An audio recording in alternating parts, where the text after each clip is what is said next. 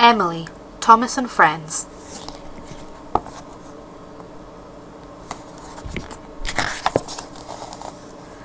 To the trains. This is a story by Emily, the single Stirling engine. When she came to the railway, some of the engines were very unfriendly, but they soon learned that things are not always what they first appear to be. A new engine was arriving on the island of Sodor. Thomas puffed happily into Knapford station. At the platform there was a beautiful engine with shiny paintwork and gleaming brass fittings. "Thomas, meet Emily," said the fat controller. "Hello," wheezed Thomas. "Hello," puffed Emily.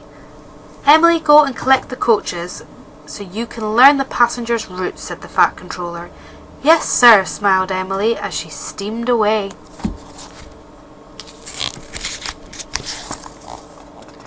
The only coaches Emily could find were Annie and Clarabelle. Her driver hooked them up and Emily puffed slowly and carefully along the track. Annie and Clarabelle grumbled all the way. "There'll be trouble when Thomas finds out," whispered Clarabelle, but Emily couldn't understand why the coaches were so cross. She passed Edward and Percy and whistled a friendly hello, but the engine stared angrily at her. Emily was pleased to see Thomas puffing down the line. "Hello, Thomas," she called cheerfully, but Thomas glared at Emily when he saw she was pulling Annie and Clarabelle. "Those are my coaches," he muttered crossly. Now Thomas was being rude and Emily had no idea why. She chuffed away, feeling very sad.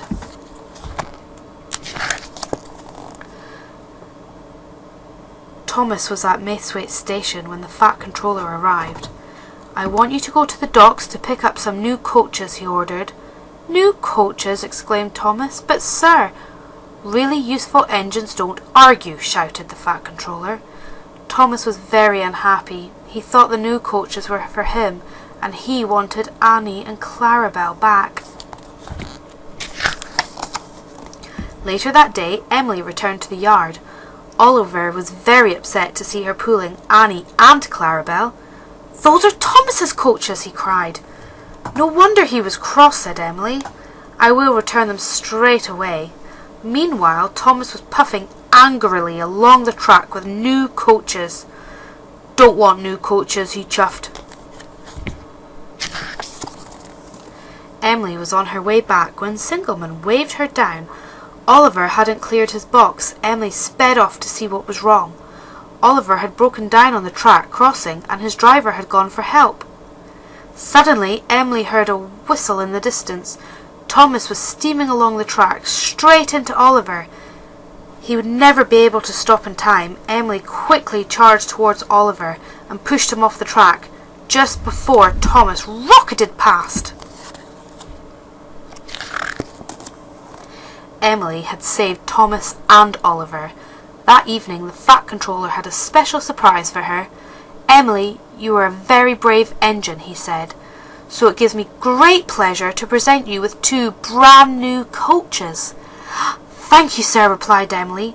"Thomas, I'm sorry I took Annie and Clarabelle." "I'm so sorry I was so cross," said Thomas. Emily was very happy. She had 2 beautiful new coaches and a new friend.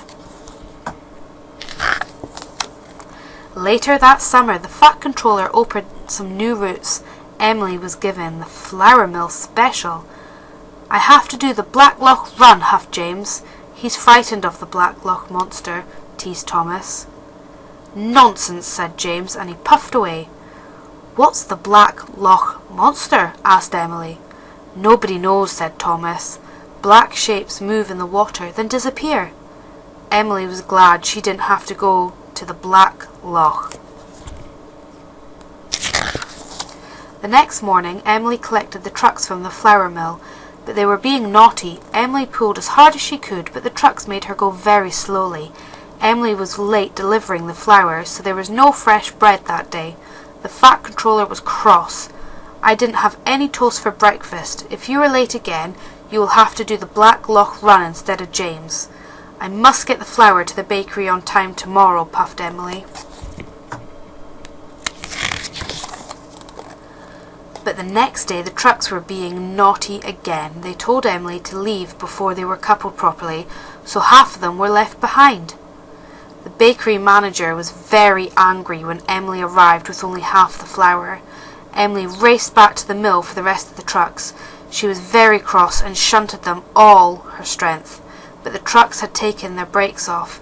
They rolled backwards and splashed into the duck pond. Emily was covered in gluey, floury mess. That evening the Fat Controller came to see her. "Emily, you are going to take the Blacklock run," he shouted. "It might be nice," said Thomas reassuringly, but Emily wasn't so sure. The next morning she puffed sadly to the station, where there was lots of excited children and holiday-makers waiting for her. "I mustn't let them down," she thought, as soon as Emily was steaming up hills through valleys. Finally, Emily reached the murky waters of Blacklock. Suddenly she saw something move in the water. Her boiler quivered and her valves rattled. Then the water settled and Emily saw what the monster really was. "It's a family of seals!" she cried delightedly. That evening Emily took Thomas to watch the seals. "Blacklock is a nice route after all," said Emily. "Well, things aren't always what they seem," said Thomas cheerfully, and both engines smiled.